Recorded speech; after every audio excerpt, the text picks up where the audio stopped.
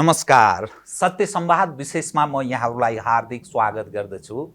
जीवराम भण्डारी। आज यहाँहरू सामुन्ने उपस्थित हुनुहुन्छ पुष्पकमल दाहाल प्रचण्ड, पूर्व प्रधानमन्त्री हुनुहुन्छ, नेपाल कम्युनिस्ट पार्टी नेकपाका कार्यकारी अध्यक्ष। उहाँसँग आज म ताजा नेपालको राजनीतिक अवस्थालाई केन्द्रमा राखेर कतिपय विश्लेषणात्मक र कतिपय सूचनामूलक ढङ्गले कुराकानी गर्ने प्रयत्न गर्नेछु। नेपालको राजनीतिक इतिहासमा कम्युनिस्टहरूलाई झन्नै 2/3 बहुमत निकटको अवस्था नेपाली जनले मत प्रदान गरे। तर यहाँ आइपुग्दा अबको नेपालको राजनीतिक जो परिवर्तनको हामी कुरा गर्छौँ, थेगिन्छ, कुन मार्ग तय होला, कता मोडिएला, यी यावत जीवित प्रश्नहरू छन्। पुष्पकमल दाहाल मानिसले धेरैले बुझ्दा प्रचण्ड, म उहाँसँग त्यो विषय पनि उठान गर्छु, कुन चिजलाई उहाँ बढी माया गर्नुहुन्छ, प्रचण्ड या पुष्पकमल दाहाल। समग्र विषयलाई म उठान गर्ने प्रयत्न गर्नेछु। सर्वप्रथम म उहाँलाई स्वागत गर्छु। स्वागत छ यहाँलाई। धन्यवाद तपाईलाई। अब म कहाँबाट सुरु गर्न चाहे भने यहाँसँग मेरो यो पहिलो संवाद, म सत्यको निकट पुग्ने गरेर म यहाँसँग ताजा अवस्था उपर म संवाद गर्ने प्रयत्न गर्नेछु। धन्यवाद। तर तपाईसँग यो पहिलो जस्तो मलाई भान परिरहेको छैन, किनकि तपाईँको धेरै कार्यक्रम मैले हेरिराख्दा चाहिँ म पनि त्यही छु कि जस्तो परेर छ, तर यो पहिलो नै रहेछ, खुसी लागेको छ। पहिलो कुरा गर्दैछु यहाँसँग म। यहाँको र केपी ओलीजीको सम्बन्ध विगतदेखि वर्तमानसम्म हेर्दा हेट लभ हेटमा परिणत भएको राजनीतिमा हरेक सम्भावना रहन्छ। हजुर, यो के कारण यो अवस्थामा प्रवेश गर्यो र तपाईँले जुन खाली आश गर्नुभएको थियो पार्टी एकीकरण गराउनु, जुन अवस्थामा नेपालको राजनीति प्रवेश गरिरहेको छ, तपाईँले आश गरेको भन्दा अर्को बाटोमा राजनीति जो मडिएको जस्तो देखिन्छ। तपाईँ जुन ढङ्गले प्रयासशील हुनुहुन्छ, यो के को उपजको रूपमा बुझ्ने आम नेपाली जनले मैले यहीँबाट सुरु गरेँ, कृपया। धन्यवाद। तपाईँले धेरै महत्त्वपूर्ण ठाउँबाट नै सुरुवात गर्नुभएको जस्तो मैले महसुस गरेको छु। केपी ओलीजी र मेरो बिचमा व्यक्तिगत केही पनि कुरा छैन। व्यक्तिगत रिसिभी गर्नुपर्ने या उहाँसँग त्यस किसिमको विवाद गर्नुपर्ने कुनै कारण छैन। त्यहाँ यो व्यक्तिगत होइन र अहिले जे भइरहेछ त्यो केपी र मेरो विवाद पनि होइन। दुईजना लिडर अथवा दुईटा अध्यक्ष थियौँ हिजो, दुईटा अध्यक्षको बिचको विवाद पनि होइन। यद्यपि जनमानसमा यो पार्ने प्रयास पनि भएको छ र कतिपय अवस्थामा जनतामा एक हदसम्म भ्रम जस्तो पनि मैले महसुस गर्छु। कहीँ यो पदको लडाइँ पो हो कि?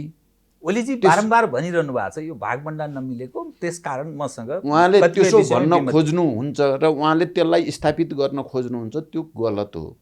यो पदको भागभण्डाको कुरै होइन। मूलत के हो, तपाईँ र ओली बिचको यो विवाद जुन तहमा प्रवेश गर्यो, यसले नेपालको वाम आन्दोलन अब आगामी दिनमा यसको राजनीतिक भविष्यसँग पनि कतिपय कम्युनिस्टलाई माया गर्ने मानिसहरूमा निराशा पनि छ। ठिक हो। मूल झगडा, मूल तत्त्व चाहिँ के हो? मैले यो विषयलाई जोड दिन चाहे। अब पहिलो नम्बरको कुरा त म के भन्न चाहन्छु भने, हामीले युद्धलाई शान्तिमा र शान्तिलाई संविधान सभामा, संविधान सभालाई सङ्घीय लोकतान्त्रिक गणतन्त्रमा पुर्याइसकेपछि अब देशमा राजनीतिक स्थायित्व र विकासतिर जानुपर्छ भन्ने सोचेर नै मैले निर्वाचन अगाडि, प्रदेश र चाहिँ सङ्घको निर्वाचन अगाडि केपीजीसँग प्रस्ताव लिएर गएँ मैं। अब हामी शान्तिपूर्ण राजनीतिमै जाने भयौँ, बहुदलीय प्रतिस्पर्धामै जाने भयौँ। त्यसो भएपछि अब हामी अलग अलग पार्टी रहन आवश्यक पनि मैले देख्दिनँ। जनताको आशा अपेक्षा कम्युनिस्टप्रति छ र कम्युनिस्ट पार्टी एकताबद्ध गर्न सकियो भने र वामपन्थीहरू मिलेर चुनाव लडियो भने त्यसलाई जनताले साथ दिने स्थिति पनि छ। आम पार्टी पङ्क्तिमा पनि एउटा ठुलो उत्साह र ऊर्जाको रक्त सञ्चार हुन्छ, त्यो देशको लागि ठुलो कुरा हुन्छ भनेर मैले प्रस्ताव राखेको हो, उहाँले होइन। यो कुरा एकदम बुझ्न जरुरी छ। मैले यो कुरा धेरैचोटि भनेको पनि छु। उहाँ मेरो आधी घण्टा जति मेरो कुरा सुनिसकेपछि के प्रतिक्रिया जनाउनु भयो? उहाँ सुन्नुभयो। पहिला त धैर्यतापूर्वकै सुन्नुभएको थियो र मैले जब हामी गठबन्धन गरेर चुनाव लड्ने र पार्टी एकताको सङ्कल्प गरेपछि जुन उत्साह आउँछ र जो विजय हामीले हासिल गर्छौँ त्यो त सुनिश्चितै छ। प्रधानमन्त्री चाहिँ मैले तपाईँलाई नै प्रस्तावित गर्छु भनेपछि चाहिँ उहाँ सकारात्मक हुनुभएको हो र मैले कम्युनिस्ट आन्दोलनको हितको दृष्टिले पनि यो राष्ट्रको स्थायित्व र समृद्धिको निम्ति पनि यो आवश्यक छ भन्ने ठानेरै एउटा सपना बोकेर राम्रो गरौँ। अब बाँकी जिन्दगी हामी त अब उत्तरार्धतिर लागिसकियो। अब 8-10 वर्षै हो सक्रिय जीवन बिताउने भनेको। मैले त्यो चाहिँ अब देशको विकासको निम्ति र देशमा राजनीतिक स्थायित्वको निम्ति सुशासनको निम्ति लगाउने हो भन्ने मेरो भित्री सङ्कल्प थियो, मेरो प्रतिज्ञा थियो। मैले यो कुरा जनताको बिचमा राखेको पनि थिएँ। त्यही कारणले मेरो त्यही कमिटमेन्ट भन्नुहोस् न, प्रतिबद्धताका कारणले नै मैले केपी ओलीसँग गठबन्धन गरेर चुनाव लडौँ र एउटै पार्टी बनाएर जाउँ, समाजवादतिर जाने संविधानले नै भनेकै छ भनेको हो। त्यसकारण यो एउटा सपना हो, यो एउटा प्रतिबद्धता पनि हो, प्रतिज्ञा पनि हो। तर दुर्भाग्य अहिले जे स्थिति 3 वर्ष पुग्दा नपुग्दै बन्यो,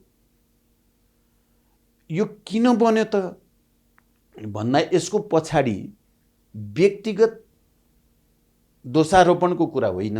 केपीजीको विचारमा सुधार आयो होला भन्ठान्थे मैले। संविधान बनाउने बेलामा उहाँसँग अलि बढी सहकार्य भएको हो मेरो। त्यति बेला पनि मैले उहाँलाई प्रधानमन्त्री प्रस्तावित गर्नेछु, संविधान चाहिँ जसरी नै बनाऊ भनेपछि उहाँ अलि सक्रिय हुनुभएको थियो। जे संविधान बन्यो अब केपीजी कन्भिन्सै हुनुभयो होला भन्ठानेको थिएँ मैले। पार्टी एकता र गठबन्धनको प्रस्ताव राख्दा पनि उहाँ अब चाहिँ यात्रा चाहिँ समाजवादतिरकै, सामाजिक न्याय र समृद्धितिरकै गर्ने र कम्युनिस्ट आन्दोलनलाई नै बलियो पार्ने नैमा कन्भिन्स हुनुभयो होला भन्ठान्थे मैले। तर आज घटनाक्रमले पुष्टि के गर्यो भने उहाँ हिजो जसरी सङ्घीय लोकतान्त्रिक गणतन्त्रका विरोधी मत राख्नुहुन्थ्यो, उहाँले 7 दल र नेकपा माओवादीको बिचमा सहकार्य हुने बेलासम्म पनि उहाँ त्यो आन्दोलनको धेरै पक्षमा हुनुहुन्थेन भन्ने त सबै दुनियाँलाई थाहा छ। विगतको बैलगाडावाला उहाँको सिद्धान्त त अब आम नेपाली जनताले नै बुझिसकेका छन्। उहाँ परिवर्तित हुनुभयो होला यो बिचको आन्दोलनको कारणले, संविधान सभा शान्ति प्रक्रियालाई उहाँ परिवर्तन हुनुभएको रहेनछ। बरु उहाँलाई त उहाँ मान्छे एकदम इखालु मान्छे, प्रतिशोधी मान्छे हुनुहुँदो रहेछ। उहाँले त इख लिएर पो बस्नु भएको छ। यो संविधान म कहीँ न कहीँ गएर यसलाई मैले सिद्ध्याउन पर्छ भन्ने इख रहेछ उहाँभित्र। कम्युनिस्ट आन्दोलनलाई मैले कमजोर पार्नुपर्छ भन्ने रहेछ। हामीप्रति र अझ विशेष रूपले म प्रति उहाँ बडो धेरै नै इख लिएर पो बस्नु भएको छ भन्ने देख्छु। त्यसकारण यो अहिलेको जे हो त्यो विचारकै लडाइँ हो, प्रवृत्तिको लडाइँ हो। हामी अग्रगमनतिर जाने कि प्रतिगमनतिर जाने भन्ने लडाइँ हो, हामी प्रगतितिर जाने कि दुर्गतितिर भन्ने चाहिँ विचार चिन्तनकै लडाइँ हो भन्ने मेरो ठहर छ। सङ्घीयता र गणतन्त्रको खिलाफमै ओलीजी उभिनु भएको छ। त्यसो भए पूर्व उहाँको मान्यतामा उहाँ प्रवेश गर्नुभयो, फेरि यो स्थितिमा प्रवेश गर्नुभयो। त्यही कारणले नै यो समस्या भएको देख्छु म। कतिपय मानिस के भन्छन् भने, हजुर, खास गरी राजनीतिका पण्डितहरू, तपाईँले पार्टी बीच मिलेर चुनाव लड्ने र एकताको जो प्रयास मैले नै गरेँ जो भन्नुभयो, अन्तर्राष्ट्रिय तागतले यो व्यवस्थापन गर्यो भन्ने छलफल बहसको विषय निरन्तर बनिरहेको छ। हजुर, र अहिलेको घटनासँग जोड्दा पनि कतिपय मानिस यो अ काइन्ड अफ प्रक्सी वार हो। यो नेपालमा जे राजनीतिक घटना भइरहेको छ प्रक्सी वारको संज्ञा दिन्छन्। अब यो कुरा अलि गम्भीर ढङ्गले नै विचार गर्नुपर्ने कुरा छ। पक्कै पनि संसारभरि विगत र अहिले पनि र भविष्यमा पनि रहन्छ सबै शक्तिहरूले, सबै विचार प्रवृत्तिका मान्छेहरूले आफ्नो प्रभाव विस्तारको निम्ति प्रयास गर्छन् र अझ शक्ति केन्द्रहरूले चाहिँ विभिन्न राष्ट्रहरूमा आफ्नो प्रभाव चाहिँ बढोस्, आफ्नो अनुसार जाओस् भन्ने चाहन्छन्। तर कुनै पनि देशको भाग्य भविष्य या त्यहाँका जनताको भाग्य भविष्यको निर्धारण गर्ने प्रमुख तत्त्व भनेको त्यहीँको जनता, त्यहीँका पार्टीहरू, त्यहीँको इतिहास, त्यहीँको संस्कृति, त्यहीँको परम्पराको तागत नै मुख्य कुरा हो। जतिसुकै ठुलो शक्ति भए पनि उसले चाहँदैमा निर्णायक चाहिँ आन्तरिक नै हुन्छ। यो पहिलो कुरा म भन्न चाहन्छु। तर निर्णायक आन्तरिक हुन्छ भन्नुको तात्पर्य सधैँ नै त्यस्तै मात्रै भइरहेछ भन्ने हुँदैन। कहिलेकाहीँ बाह्य तत्त्वले पनि कहिलेकाहीँ चाहिँ, सधैँ होइन, मूल रूपमा होइन, कहिलेकाहीँ चाहिँ ठुलै भूमिका खेल्छ। एउटा कुरा चाहिँ हामीले दार्शनिकहरूले पहिला भन्थे, माने अन्डाबाट चल्ला बन्छ, ढुङ्गाबाट त चल्ला बन्दैन। तर किनभने अन्डाको आन्तरिक बनावट यस्तो छ कि त्यसलाई चाहिँ उचित तापक्रम पाउने बित्तिकै त्यो चल्ला बन्छ त्यसबाट। ढुङ्गालाई जस्तोसुकै तापक्रम दिए पनि चल्ला त बन्दैन। तर अन्डाबाट चल्ला बन्छ भन्दैमा लएर आगोमा हालिदियो भने चल्ला बन्छ त? बाह्य वातावरण मिलाइदिएन भने चल्ला बन्छ त भने त्यहाँबाट नि बन्दैन। त्यस्तै जस्तो कुरा हो यो। म अब यसलाई लामो नगरिकन के भन्न चाहन्छु भने हामीले नेपालमा युद्धलाई शान्तिमा लग्यौँ, शान्तिलाई संविधान सभामा लग्यौँ, संविधान सभालाई सङ्घीय लोकतान्त्रिक गणतन्त्रमा लग्यौँ र सङ्घीय लोकतान्त्रिक गणतन्त्र मार्फत अब हामी समाजवादतिरको यात्रा भनेका छौँ। यो सबैलाई सधैँ मन परेको थिएन। यो 12 बुँदे समझदारी सबैलाई मन परेको थिएन। शक्ति केन्द्रकै भन्नु, मैले अहिले नाम लिन त चाहन्न। आन्तरिक या बाह्य भन्ने, आन्तरिक पनि सबैलाई मन परेको थिएन, बाह्य पनि सबैलाई मन परेको थिएन। तर देशभित्रको शक्ति सन्तुलन भनौँ अथवा नेपाली जनता र नेपालका प्रमुख राजनीतिक दलहरू निर्णायक भए र शान्ति भयो। संविधान बनाउने कुरा पनि यस्तै संविधान बनाउने कुरा सबैलाई मन परेको थिएन। तर देशभित्रका मूल शक्तिहरू एक ठाउँमा उभिए संविधान बन्यो। विरोधका बावजुद संविधान बन्यो। चुनाव पनि हुन्छ कि हुँदैन भन्ने थियो। हामी सबै मिल्यौँ, चुनाव भयो। तपाईँ सम्झिनु भने 62-63 को आन्दोलन जो चाहिँ 7 दल र तत्कालीन नेकपा माओवादीको बिचमा समझदारीका साथ चलेको आन्दोलन हो। त्यो आन्दोलनको बेलामा कैयौँ शक्तिहरू त राजतन्त्र र पार्टीहरूको बिचमा सम्झौता गराउन चाहेका थिए नि अन्तिम समयसम्म पनि। तर नेपाली जनताले मानेन। नेपाली जनता सडकमा झन् ठुलो आँधी हुरी जस्तो गरेर उत्र्यो। त्यसपछि सबैले स्वीकार्नै पर्यो चाहिँ अब गणतन्त्रतिर देश गयो। अहिले जे तपाईँले भन्न खोज्नुभयो नि, अहिलेको यो फेनोमेना के हो त, यो के डाइनामिक्स हो, यो के गतिशीलता हो भन्यो भने तपाईँको मान्यता प्रतिकूल गइरहेको छ। अन्तर्राष्ट्रिय तागत कहीँ न कहीँ लागि परेको छ। आन्तरिक पनि एउटा पक्ष लागि परेको छ। त्यो मैले भन्न खोजेको फेरि पनि त्यही कुरा हो। लागि त कम्युनिस्ट पार्टीको एकता धेरैलाई मन परेको छैन नि। आजको संसारका त धेरै शक्तिहरूलाई मन परेको कुरा होइन।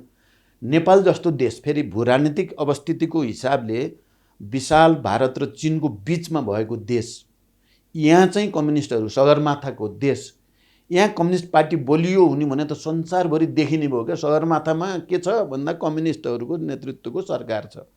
यो मन परेको थिएन र यसलाई कहीँ न कहीँ कतै न कतैबाट कमजोर पार्ने प्रयासहरू सुरुदेखि नै भएकै थियो। यो किन भयो भन्दिनँ, म दोष दिन्न है, मेरो आरोप होइन। सबै त्यो गर्नै पर्छ। सबैले आफ्नो आफ्नो चाहिँ दृष्टिकोण अनुसार, आफ्नो प्रवृत्ति अनुसार, आफ्नो स्वार्थ अनुसार सबैले त्यो कोसिस गर्छन्। तर हामी चाहिँ मिलेरै छोड्यौँ फेरि ती सबै प्रयासका बावजुद। अहिले त्यो मिलन आन्तरिकै हो, त्यो बाह्य आन्तरिक हो, बाह्यले मिलाइदिएको चाहिँ होइन। म एक विषय चाहिँ अलि विगतसँग जोडेर एक विषय उठान गर्छु, त्यसपछि ताजा राजनीतिक अवस्थामै म प्रवेश गर्छु।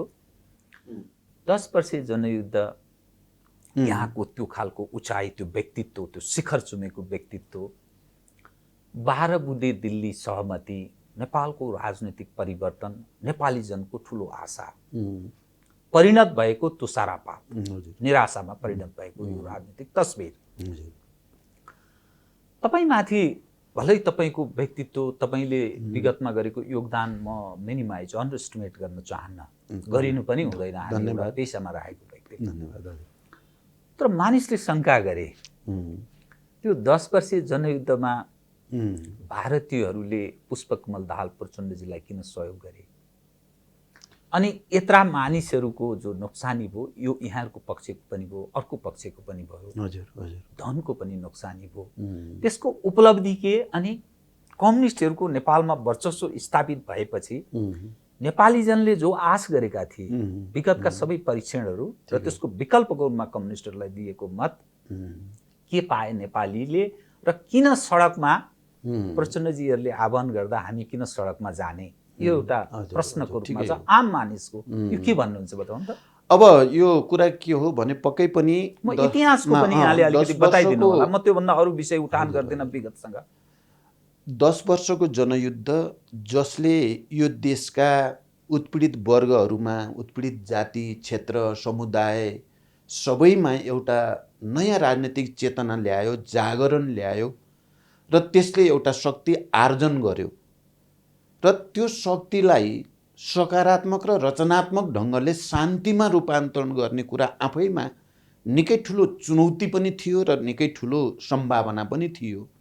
मैले एउटा पार्टीको समूहको नेताको हैसियतले मैले त्यति ठुलो विद्रोहको नेतृत्व गर्ने अवसर मलाई प्राप्त हुनु, त्यो विद्रोहलाई शान्तिमा रूपान्तरण गर्ने अवसर पनि मैले प्राप्त गर्नु, त्यसको निम्ति भूमिका खेल्ने अवसर मलाई प्राप्त हुनु, अनि त्यो शान्ति प्रक्रियालाई संविधान र सङ्घीय लोकतान्त्रिक गणतन्त्रसम्म ल्याउनको लागि भूमिका खेल्ने अवसर पनि प्राप्त हुनु एउटा पार्टीको जीवनमा एउटा व्यक्तिको जीवनमा धेरै ठुलो कुरा हो। मलाई त्यसमा गर्व छ किनकि एउटा ठुलो ऐतिहासिक परिवर्तन जागरण नेपाली जनतामा आएकै हो र नेपालको शान्ति सम्झौता आफैमा दुनियाँको लागि एउटा राम्रो सकारात्मक र सफल शान्ति प्रक्रियाको उदाहरण पनि हो।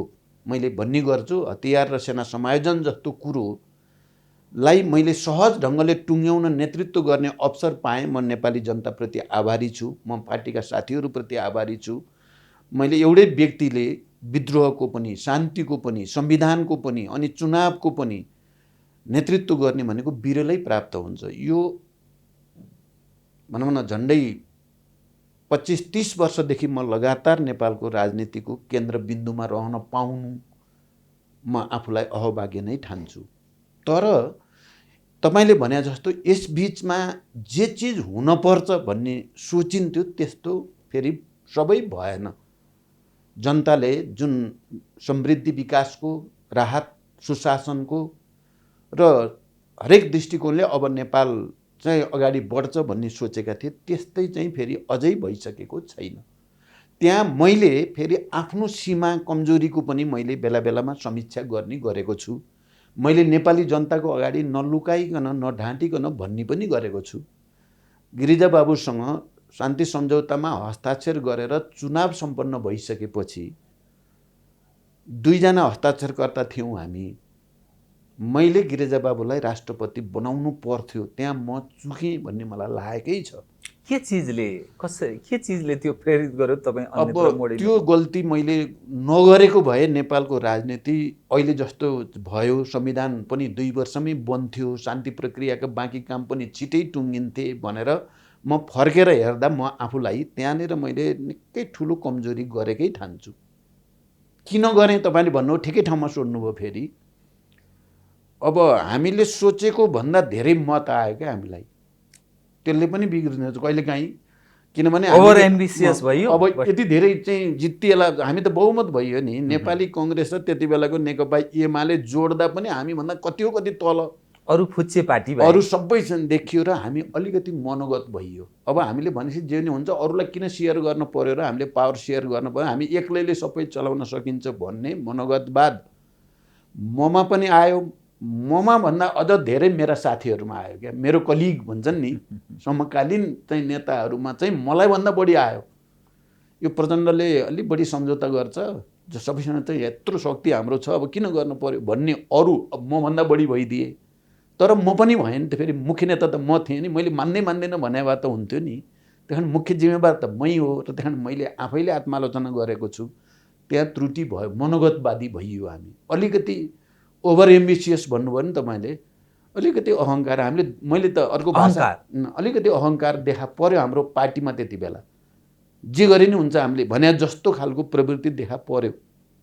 मैले जनताले बुझ्ने भाषामा भन्दा मैले हामीले अलिक धरती छोडियो भन्ने गरेको छु क्या। धरती छोडियो क्या, अब सब जितियो भने जस्तो ठानियो। यथार्थ त्यस्तो थिएन। त्यो पछिका घटनाक्रमले पुष्टि गर्यो। त्यसकारण त्यहाँ कमीहरू भए। अब पार्टीलाई एकताबद्ध राख्न सकिएन, विभाजित भयो, त्यहाँ पनि कमीहरू भए। त्यहाँ पनि मैले मोरल्ली, यद्यपि फुट र विभाजनमा म प्रत्यक्ष जिम्मेवार त छैन, तर म मुख्य नेता भएको हुनाले मैले त नैतिक जिम्मेवारी त लिनै पर्छ। म त्यहाँ पनि जिम्मेवारी लिएको छु, लिन्छु पनि। र अहिले आउँदा मैले पछिल्लो चरणमा सबै अनुभवबाट शिक्षा लिएर अब चाहिँ देशको निम्ति स्थायित्व दिने र विकास दिने, समृद्धि दिने, सुशासन दिने, सबै उत्पीडित वर्ग, जाति, क्षेत्र, लिङ्ग, समुदायलाई आत्मसम्मान दिने, सबैलाई सम्मान, सबैको समावेशिता दिने भनेर मैले 10 वर्षको लागि सङ्कल्प गरेर पार्टी एकता र ऊ गरेँ। तर 3 वर्षभित्रै यो दुर्घटना भयो भने यहाँनिर पनि मैले के भन्न चाहन्छु भने अब केपीलाई मात्रै गाली गरेर आलोचना गरेर चाहिँ हामी चोखै छौँ भन्न मिल्ने स्थिति होइन। एउटा वैज्ञानिक ढङ्गले सोच्दा, वस्तुवादी भएर सोच्दा हामीले बेलैमा केपीलाई कन्ट्रोल गर्न सकिएन नि त। नसक्नु पनि त कमजोरी नै भयो नि त। त्यहाँदेखि मैले जहिले नि भन्छु हामीले आफूले पनि आत्मसमीक्षा गर्नुपर्ने हुन्छ। अब प्रमुख दोषी विचारको हिसाबले प्रतिगमनतिर, प्रतिक्रान्तितिर चाहिँ यो सारा उपलब्धिहरूलाई प्रहार गर्नतिर गएको हुनाले केपी प्रवृत्ति नै मुख्य बाधक हो र मुख्य त्यही नै हो प्रहार भन्ने त छ। तर हामी चाहिँ फेरि चाहिँ दुधले नुहाएको या पानीमाथिको ओभानो बन्न त सकिँदैन। हामी पनि कहीँ न कहीँ हामीले त्यहाँ आलोचना गरे पनि समयमै उहाँलाई नियन्त्रण गर्न नसक्नु, त्यत्रो बहुमत हुँदै पनि उहाँलाई चाहिँ यो हदसम्म प्रतिगमन गर्नेतिर चाहिँ वातावरण बन्नेसम्म पनि चाहिँ बसिराख्नु त हाम्रो पनि कहीँ न कहीँ कमजोरी त भएको छ। त्यहाँदेखि म आदरणीय जनसमुदायसँग तपाईँको यो लोकप्रिय चाहिँ टिभी च्यानल र यो तपाईँको चाहिँ सत्य संवाद कार्यक्रम मार्फत म जनतासँग बडो खुलेर भन्न चाहन्छु, हामी पनि कहीँ न कहीँ कमजोरी गरेका छौँ। हामी त्यसको आत्मसमीक्षा गर्दैछौँ। हामी श्वेतपत्र जारी गर्ने तयारीमा पनि छौँ। तर फेरि अर्को कुरा के हो भने हामी अहिले पनि राष्ट्रका प्रति, आम नेपाली जनताप्रति, श्रमजीवी जनता या उत्पीडित वर्ग, जाति, क्षेत्र, लिङ्ग, समुदायप्रति र यो परिवर्तनको रक्षाको निम्ति लड्न तयार भएर सडकमा छौँ। यो कुरा पनि म जनतासँग यो कुरा पनि अपिल गर्न चाहन्छु। हामी हारेका छैनौँ, हामी थाकेका छैनौँ, हाम्रो मिसन, हाम्रो मुद्दामा हामी निरन्तर अगाडि छौँ। यो कुरा चाहिँ जनसमुदायले बुझिदिनुपर्छ। हाम्रो कमजोरीका बावजुद हामी फेरि पनि त्यो लडाइँबाट भागेका छैनौँ, हामी आत्मसमर्पण गरेका छैनौँ, गर्दैनौँ पनि। मलाई लाग्छ जनताले यो इमान्दारितालाई, यो जवाफदेहीपनलाई चाहिँ आत्मसात गर्छन् जनताले भन्नेमा म विश्वस्त छु।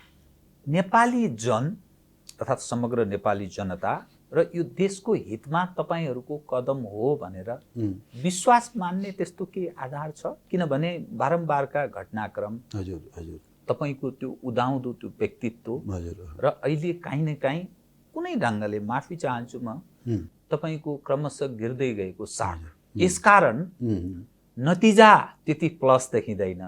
साथीभाइ धेरै, तपाईँका समकालीन साथीहरू तपाईँबाट अन्यत्र बढिएको, मोहन वैद्यजी म झलझल सम्झिरहेको छु, तपाईँको अनन्य सहयोगी नेत्र विक्रम चन्दजी, रामबहादुर थापा, बहादुर लेखराज भट्ट जस्ता मानिसहरू, त्यो कता कता तपाईँलाई महसुस भएको छ यो मैले काहीँ न काहीँ केही त्रुटि गरेँ जसका कारण यी व्यक्तिहरू मबाट अलग भए, या के चिज हुनसक्छ? तपाईँ अलि देखिँदा हिजोको त्यो उदाउँदो त्यो व्यक्तित्व अलि कमजोर, अलि बाहिरबाट देख्दा आम नागरिकले अब यो प्रश्न तपाईँले चाहिँ अघि पनि अलिकति घुमाएर सोध्नुभयो होइन। मलाई के लाग्छ भने नैतिक जिम्मेवारी त मैले लिन्छु, म नै प्रमुख नेता हुँ। त्यस कारणले युद्धको पनि, शान्तिको पनि, संविधानको पनि, गणतन्त्रको पनि, त्यो कारणले मेरा साथीहरू मबाट अलग गए, किन गए होलान्? मेरो त्यत्रो व्यक्तित्व, बनेको व्यक्तित्व र जनताको भरोसा खस्किएको छ अहिले। त्यस कारण मैले मोरल्ली त मैले जिम्मेवारी लिन्छु, म आत्मसमीक्षा पनि गर्छु, तर त्यसको निम्ति म नै मुख्य जिम्मेवार हुँ भन्ने मलाई लागेको छैन। साथीहरूले कुरो बुझ्नु भएन, उहाँहरूको विचारमा विचलन आयो। उहाँहरूले राष्ट्रलाई र जनतालाई, इतिहासलाई र अहिलेको घटनाक्रमलाई सही ढङ्गले ठम्ब्याउन सक्नु भएन र उहाँहरू विचलित हुनुभयो। अब के इतिहासमा कुनै त्यस्तो पार्टी र कुनै त्यस्तो नेता छ त अहिलेसम्म कि भएका आफ्ना कन्टेम्पोरेरी सबैलाई लिएरै लास्टसम्म मृत्युशय्यासम्म गएको कोही पार्टी छ? तपाईँ मार्क्सकै कुरा, एङ्गेल्सको कुरा गर्ने हो भने उनको बाला कति फुट भए, उनका कति साथीहरू छोडेर गए, उनीहरूको के हालत भयो। तर त्यसले सत्यको पक्षमा मार्क्स एङ्गेल्सहरूले लिएको अडानको महत्त्व र भूमिका त इतिहासमा कम भएन नि। लेनिनकै पार्टी भन्नुहोस् न, कम्युनिस्ट आन्दोलनको कुरा गर्दा कतिचोटि विभाजन भयो, लेनिनले असाध्यै राम्रा भन्नेका मान्छेले कति धोका दिएर कहाँ कहाँ पुगे र लेनिनलाई गोली हान्नेसम्म पुगे। तिनै मान्छे लेनिनकै पार्टीका मान्छे थिए तिनीहरू भने। त्यसले के लेनिनले खेलेको भूमिका र लेनिनले गरेको इतिहास निर्माण महत्त्व कम हुन्छ र? तपाईँ यहीँ चिनमै हेरौँ न, चिनिया कम्युनिस्ट पार्टीभित्र पनि चलेको छ नि त, थुप्रै चल्यो नि त। यो सबैले के चाहिँ चिनिया कम्युनिस्ट पार्टीले खेलेको भूमिका, माओत्सेतुङले खेलेको भूमिका खतम रहेछ भन्ने हुन्छ र? त्यस्तै जस्तो म ठान्छु। म कति पनि गलेको छैन। तपाईँले हेर्दाखेरि त यस्तो जस्तो देखिया छ त्यो नि म महसुस गर्छु। मैले भने नैतिक जिम्मेवारी त म लिन्छु, तर म गलेकै छैन कति पनि। किनभने म मेरो मुद्दामा अहिले पनि दृढ छु। म जित्छु किन म सत्यको पक्षमा छु, न्यायको पक्षमा छु, जनताको पक्षमा छु। विभेद र अन्यायमा परेका जनताको पक्षमा अन्तिम समयसम्म लड्छु भनेको छु म, होइन? हजारौँको बलिदानको बोझ मेरो टाउकोमा छ। मेरै परिवारले गरेको त्याग, तपस्याको र बलिदानको चाहिँ मूल्य पनि मैले चाहिँ मेरो टाउकोमा बोकेरै हिँडेको छु। त्यसकारण मैले आम नेपाली चाहिँ जनताको निम्ति म अन्तिम समयसम्म लड्छु, सत्यको पक्षमा लड्छु भन्ने म भित्र जब ज्वाला बलिराखेकै छ, म आत्तिएकै छैन भने जनताले यो कुरालाई त भोलि हिसाब गर्ला नि भन्ने मलाई विश्वास छ। जुन ढङ्गले शक्ति प्रदर्शन हजुर तपाईँहरू पनि गरिरहनु भएको छ, म यस विषयलाई पनि म अन्डरएस्टिमेट गर्न चाहन्न। तपाईँहरू आफ्नो राजनीतिक धर्म निर्वाह गरिरहनु भएको छ। हजुर ओलीजी पनि त्यही ढङ्गले शक्ति प्रदर्शन गरिरहनु भएको छ। यसले जुन मुठभेडको दिशातर्फ नेपालको राजनीति त्यस दिशातर्फ प्रवेश गर्दैछ, यसले ल्याउन सक्ने सम्भावित परिणाम हजुर र यो सिस्टम खतरामा छ। यो प्राप्त उपलब्धि, तपाईँले संहिताको कुरा गर्नुभयो, धर्मनिरपेक्षताको कुरा गर्नुभयो, एज अ होलमा जो गणतन्त्रको कुरा गरिरहनु भएको छ, हजुर त्यसले अर्को दिशामा मोडियो भने यसको जिम्मा कसले लिने? किनभने सुनिन्छ प्रधानमन्त्री अरू कार्डहरू प्ले गर्ने कसरतमा हुनुहुन्छ, अरू अस्त्रहरू उहाँका सामुन्ने यथेष्ट छन्, तपाईँहरूका सामुन्ने धेरै विकल्पहरू छैनन्। त्यसकारण यो यस दृष्टिकोणले पनि मानिस हेर्छन्। अब यसलाई कसरी हेर्नुहुन्छ? अब मैले यसलाई के भन्छु भने, मैले एउटा कुरा भन्ने गरेको छु, सायद मैले जनतालाई सायद राम्रोसँग मेरो कुरा, मेरो भावना, मेरो विचार भन्न अझ सकेका छैन कि जस्तो पनि लाग्छ। केपीजीले जुन दिन यो संविधानमाथि घात गर्नुभयो नि, संविधानमा हुँदै नभएको कुरालाई प्रयोग गरेर विघटन गर्नेतिर जानुभयो, उहाँले बाजी हार्नुभयो। उहाँले इतिहासमा मैले भनेको छु कलङ्कको टीका लगाइसक्नुभयो। उहाँ त अब हार्ने मात्रै हो, हामी चाहिँ जित्ने मात्रै हो। किनकि हामी सत्यको पक्षमा फेरि डरोसँग उभियौँ नि, हामी जनताको पक्षमा उभियौँ, जनतासँग सडकमा पोलिटिक कसेर हामी तपाईँहरूको निम्ति फेरि लड्छौँ भनेका छौँ, हामीले बाजी जित्यो। अब साँच्चै जित्ने भौतिक रूपले कति बेला जितिन्छ र हारिन्छ भन्ने त एउटा कुरा हो।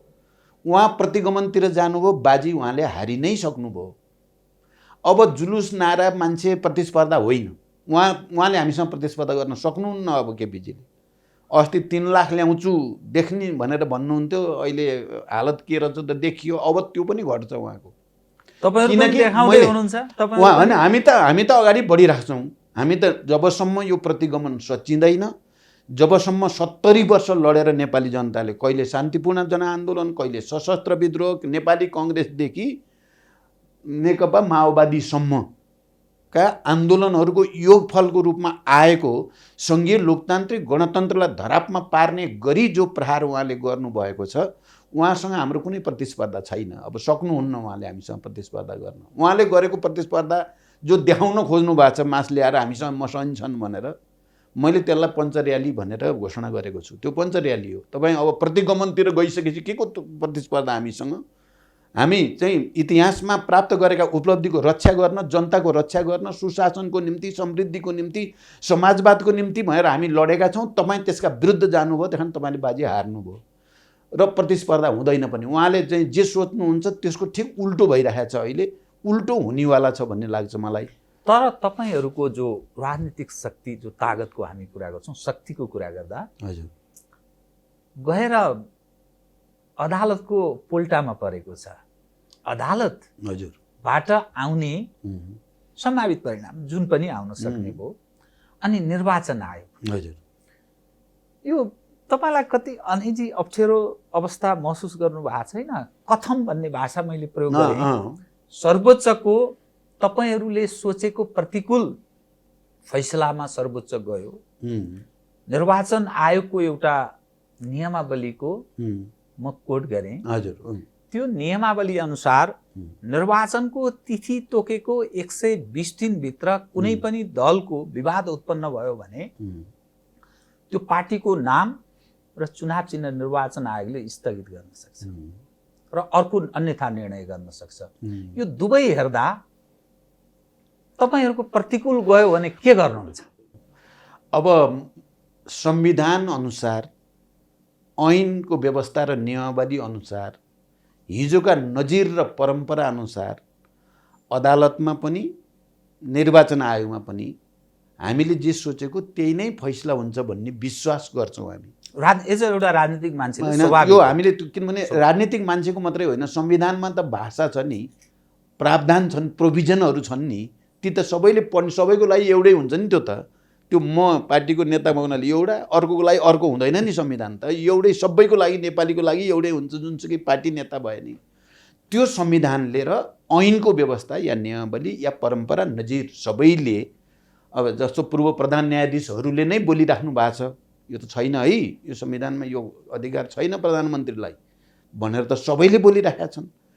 त्यो परिस्थितिमा हामीलाई भरोसा छ अदालतले संविधानभन्दा बाहिर र नेपाली जनताले यति ठुलो सङ्घर्ष र बलिदानबाट ल्याएको उपलब्धि हो सङ्घीय लोकतान्त्रिक गणतन्त्र र त्यो संविधान, त्यसमाथि प्रहार गर्ने ढङ्गले आएको कुरालाई सदर गर्छ भन्ने हामीलाई लागेकै छैन। कथम? अब तपाईँले प्रश्न कथममा जानुभयो। मैले के भन्छु भने राजनीति, किनभने अब सम्भावनाको राजनीति होइन, त्यो अदालतले राजनीति गर्ने होइन र गर्दैन, धेरै राजनीतिक मानिसको नै त्यहाँ उपस्थिति भएको हुनाले मानिस गर्छ। भने सामान्यतः हाम्रो शक्ति पृथकीकरणको सिद्धान्त, स्वतन्त्र न्यायालयको मान्यता र सिद्धान्त अनुसार न्यायालयले, सर्वोच्चले हेर्ने भनेको संविधानै हो, परम्परा नै हो, नजिरहरू नै हेर्ने हो।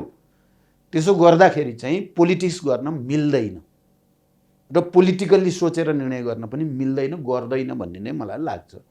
कथम भन्ने ल्याउनु भयो नि तपाईँले, कथम चाहिँ तिर म सोच्न चाहन्न। म सकेसम्म त्यतातिर तर्कै गर्न नपरोस् भनेर म सार्वजनिक समारोहमा बोल्दाखेरि पनि म त्यतातिर कल्पना नै गर्दिनँ भनेको छु मैले।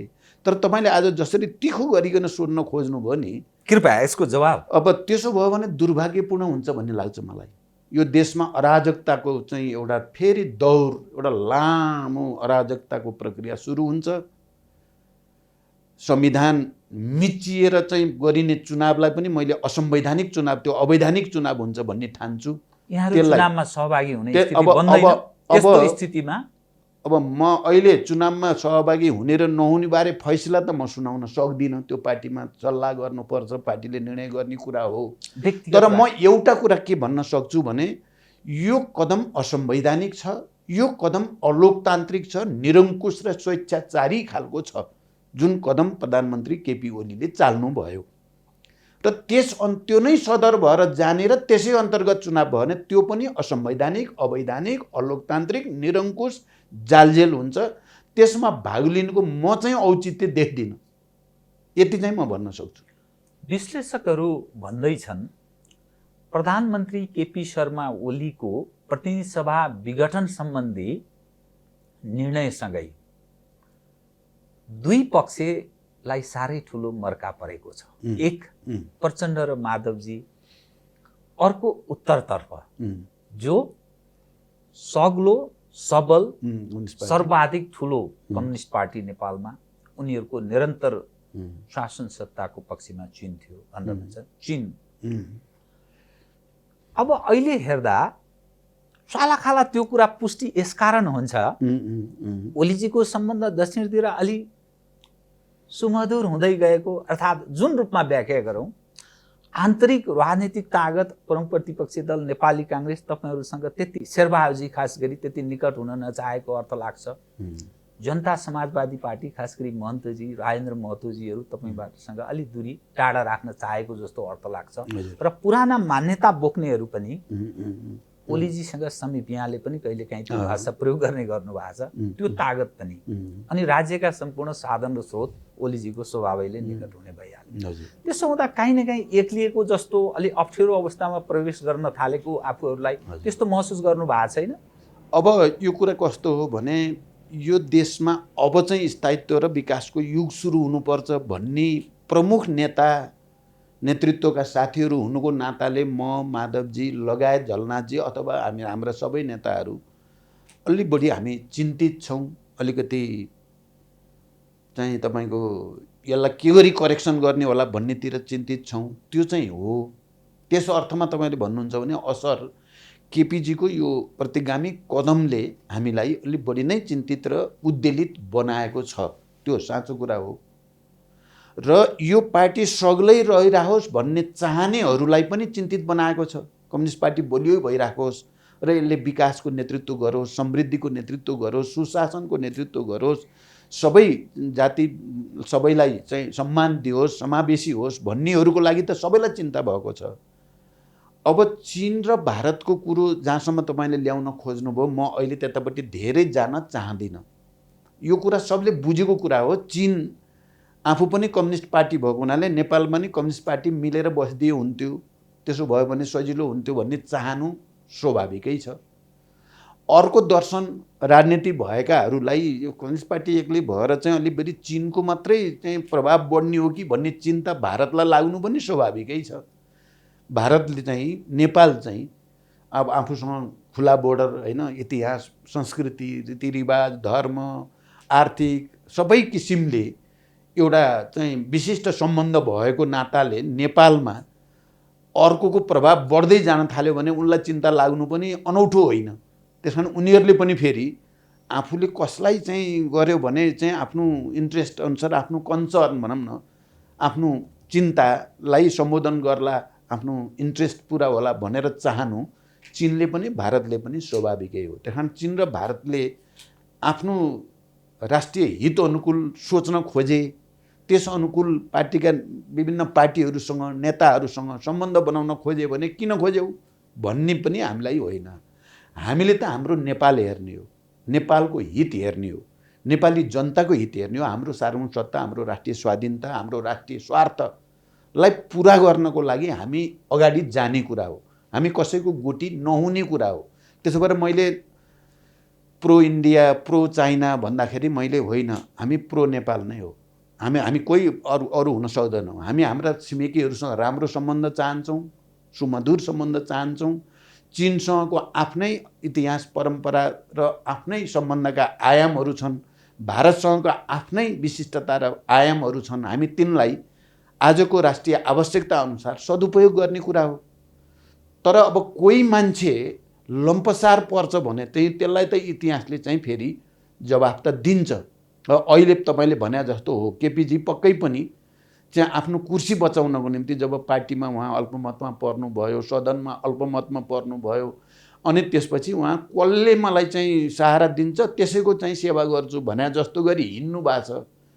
कहिले पश्चिमतिर, कहिले दक्षिणतिर, कहिले उत्तरतिर उहाँको दौडधुप तपाईँ हेर्नुभयो भने उहाँको स्थिरता भन्ने छैन। यो विदेश नीतिमा असाध्य अस्थिर मान्छे केपीजी नै देखिनु भएको छ। तपाईलाई विगतसँग जोड्छन् फेरि 12 बुँदे दिल्ली सहमति, 10 वर्ष अब 12 बुँदे चाहिँ मानिसले कहीँ न कहीँ तपाईसँग फेरि 12 बुँदेमा मलाई मात्रै जोड्ने त कुरा गलत हुन्छ।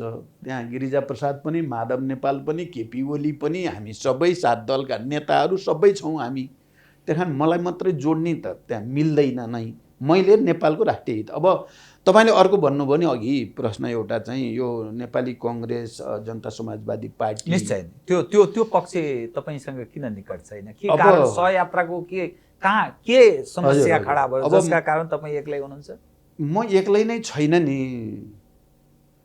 तपाईँले मलाई कसरी एक्लै देख्नुहुन्छ? अहिले त म त यति धेरै चाहिँ जनताको साथ समर्थन मैले पाएको दलीय देख्छु। हिसाबले म भन्छु त्यसमा तपाईँले आफ्नो ठाउँमा सोधेको कुरा बेठिक म भन्दिनँ, तर अहिले यो प्रतिगमनका विरुद्ध नेपाली कङ्ग्रेस पनि यो असंवैधानिक अलोकतान्त्रिक भनेर सडकमै छ, जसपा पनि यो असंवैधानिक अलोकतान्त्रिक भनेर सडकमै छ, नागरिक आन्दोलन सडकमै छ, बुद्धिजीवीहरू चाहिँ बेस्ट ब्रेन भने नेपालका राम्रा दिमाग भएका नेपालीहरू सबै नै प्रधानमन्त्रीको यो कदम प्रतिगामी हो, गलत हो, राष्ट्रहित विरुद्ध छ भन्ने त सिङ्गै भइसक्यो। राम्रा दिमाग भएका मान्छेले यो ठिक हो भनेकै छैनन्। त्यही कारण म कसरी एक्लो भन्ने छ मलाई। म त अहिले त धेरै पो पाएँ भन्ने छ मलाई त। अब अर्को म नेपाली कङ्ग्रेस बारे अब त्यो त आर्जन भइरहेको देख्छु मैले त। म नेपाली कङ्ग्रेसलाई के मात्रै भनेको छु, म सभाहरूमा नै भन्ने गरेको छु। हिजो 12 बुँदे समझदारी कायम गर्नेमा नेपाली कङ्ग्रेस र त्यसका नेता गिरिजाप्रसाद कोइरालाले खेलेको भूमिका हामी सबैलाई थाहा छ।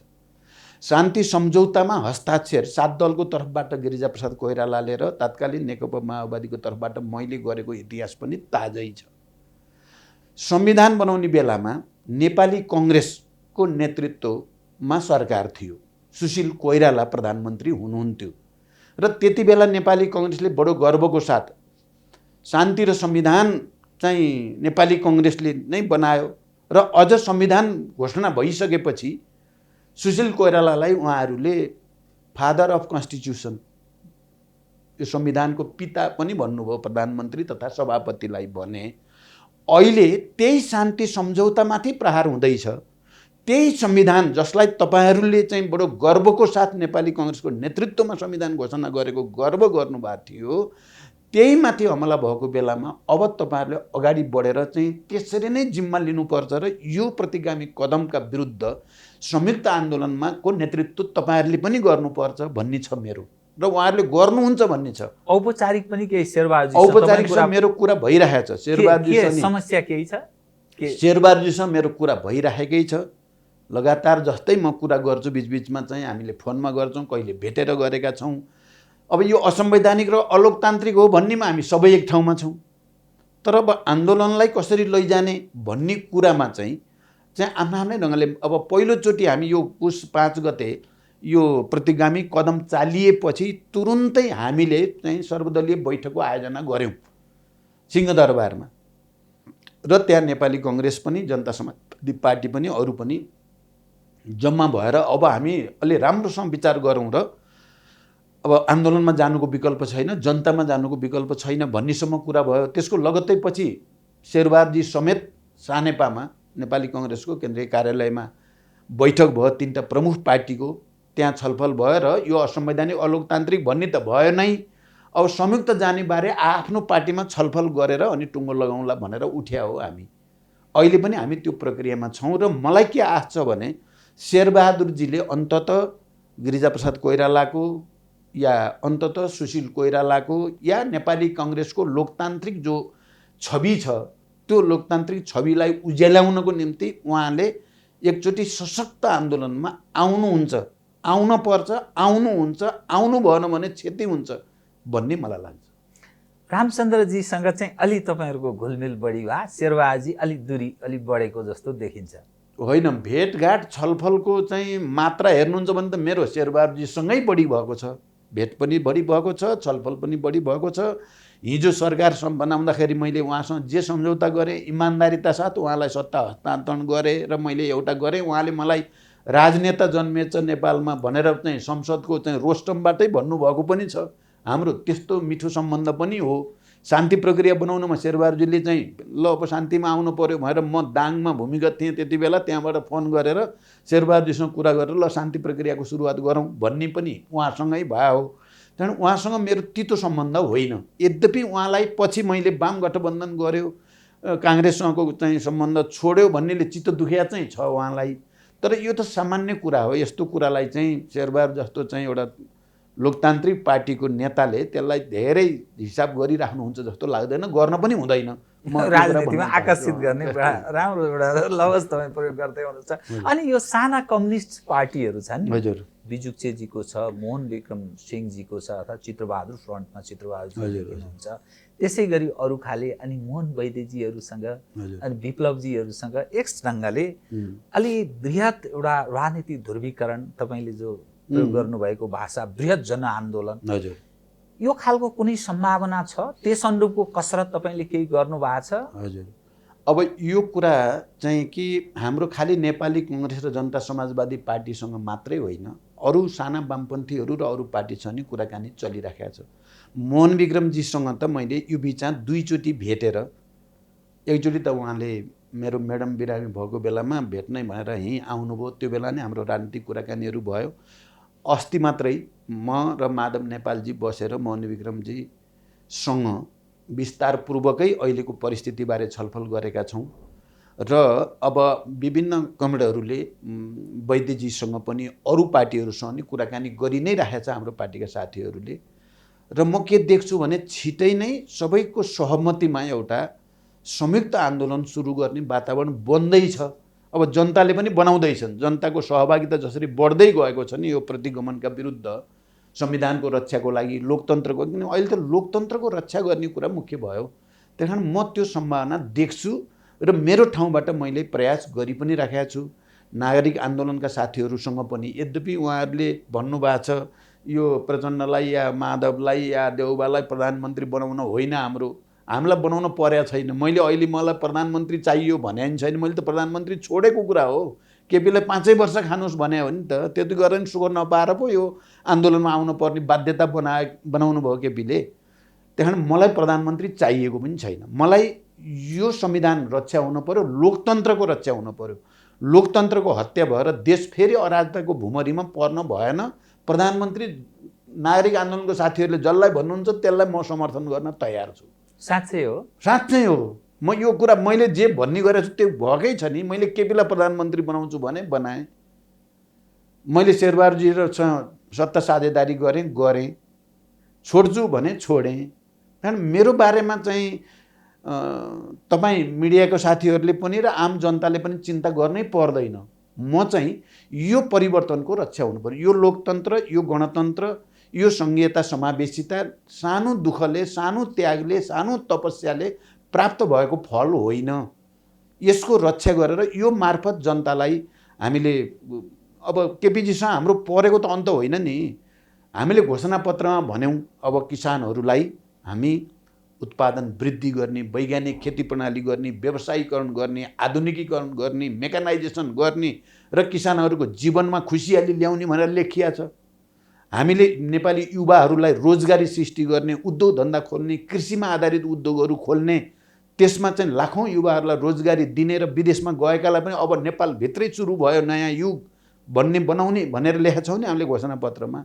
वृद्धहरूलाई त्यस्ता आश्रम बनाउने, उनीहरूको लागि रिक्रिएसन सेन्टरहरू बनाउने, उनीहरूको भत्ता बढाएर 5,000 पुर्याउने भने हो नि त हामीले त यी सबै कुरा भनेर यो देशमा हामीसँग भएका सकारात्मक जे प्रकृतिले दिएका साधन स्रोत छन् तिनको सदुपयोग गर्ने, जल जमिन जडीबुटी जस्ता चिजहरूबाट एउटा नयाँ युग बनाउने भने हो हामीले। तर दुर्भाग्य केपीजी त्यसको ठिक उल्टो मात्रै गइराखेको हुनाले नै विवाद भयो अहिले। त्यसकारण मेरो भनाइ के छ भने हामीलाई प्रधानमन्त्री चाहिएको होइन। यो परिवर्तन र यो परिवर्तन मार्फत नेपाल राष्ट्रको इज्जत प्रतिष्ठा र नेपाली जनताको जीवनस्तर माथि उठ्ने र समृद्धि होस्, उनीहरूमा खुसियाली आओस् भन्ने मात्रै मेरो सपना हो। त्यही कारण कसैले मलाई कुर्सीको लागि होला भन्दाखेरि मलाई साह्रै चित्त दुख्छ क्या। प्रतिनिधि सभा पुनर्स्थापना पछिको अवस्था उप म फेरि त्यो विषय उठान गर्छु कि त्यसभन्दा पहिले एक विषय, ओलीजी यतिखेर के प्रयत्नमा लाग्नु भएको छ भने विप्लवसँग वार्ताको कसरतमा लाग्न खोजेको अर्थ लाग्छ। तपाईँले उत्पादन गरेका, तपाईँले सङ्गठित गरेका जनयुद्ध कालका योद्धाहरूसँग अलिकति उनीहरूलाई स्पेस दिने, अलि उनीहरूलाई ढाडस दिने, आकर्षित गर्ने यो कसरतमा नि लागेको जस्तो देखा पर्छ। रामबहादुर थापा बादल तपाईँबाट अलग हुनुभयो, बाहिरिनुभयो, तपाईँलाई साथ दिन सक्नु भएन। यो सबै घटनाक्रम हेर्दा कस्तो महसुस गरिरहनु भएको छ? रामबहादुरजीको बारेमा म धेरै कुरा गर्दिनँ अहिले। रामबहादुरजी पहिला पनि मबाट अलग भएर गएर म माथि प्रहार गर्नसम्म गर्नुभएको थियो। तर पछि फेरि आउनुभयो, मैले उहाँलाई माया गरेँ। मैले नै हो उहाँलाई गृहमन्त्रीमा प्रस्ताव गरेको, नगर्न नि सक्थेँ मैले, मलाई केपीको दबाब थिएन त्यो बेला। त रामबहादुर थापा भनेको केपीले मन पराउने मान्छे होइन नि त, एकदम मन नपराउने मान्छेभित्र हुनुहुन्थ्यो त्यति बेला। केले आकर्षित गर्यो मैले रामबहादुरजीलाई? रामबहादुरजी किनभने मेरो बचपनदेखिको साथी पनि हो, फेरि पार्टीमा हामीले नै स्थापित पनि गरियो। उहाँ विचलित भएर एकचोटि गए पनि फेरि फर्केर आउनुभयो। मैले फेरि उहाँलाई सकारात्मक ढङ्गले, किनभने मान्छेले जीवनमा गल्ती गरे पनि रियलाइज गरेर फेरि चाहिँ फर्किन रहे त त्यो त राम्रो कुरा हो भन्न ठाने मैले। त्यसो भएर मैले उहाँसँग फेरि, किनभने उहाँ एक्लै आउनुभएको पनि थिएन, धेरै साथीहरू लिएर आउनुभयो। मैले त्यसलाई सम्मान गरेँ, उहाँलाई माया गरेँ, बचपन सम्झेँ। गृहमन्त्री र मुख्य हाम्रोतिरबाट त्यति बेला त एकता भइसकेका थिएन, माओवादी केन्द्रको तर्फबाट मुख्य नेतृत्व गर्ने भनेर क्याबिनेटमा मैले बादलजी रामबहादुरलाई नै पठाएँ। मलाई त्यसमा कुनै पश्चाताप अहिले पनि छैन। हिजो पनि धोका दिएको हुनाले अब अहिले पनि, हिजो नि दिनुभयो, अहिले नि दिनुभयो, तर मलाई के लाग्छ भने केही समयपछि उहाँ आउनुहुन्छ क्या, यहाँ नआइकन सुख छैन। उहाँसँग भएका सबै साथी यहीँ छन् त, सबै। एक दुईजना चामलको बिहा होला उहाँसँग, नत्र पुरैकै पुरै टिम यहीँ छ त। उहाँ कसरी सक्नुहुन्छ? केपीले त केही दिन उपयोग गर्ने हो, फालिदिने हो, उहाँलाई सम्मान गर्छन् त उनले। उहीँ लाइन छ नि त नेताहरूको। त्यसकारण उहाँ आउनुहुन्छ, म आशावादी नै छु। अब त्यसो भएर अहिले धेरै गाली गरेर उहाँलाई चित्त दुखाइराख्न नि मलाई मन छैन। एक दिन आउँछ, हेर्नु होला।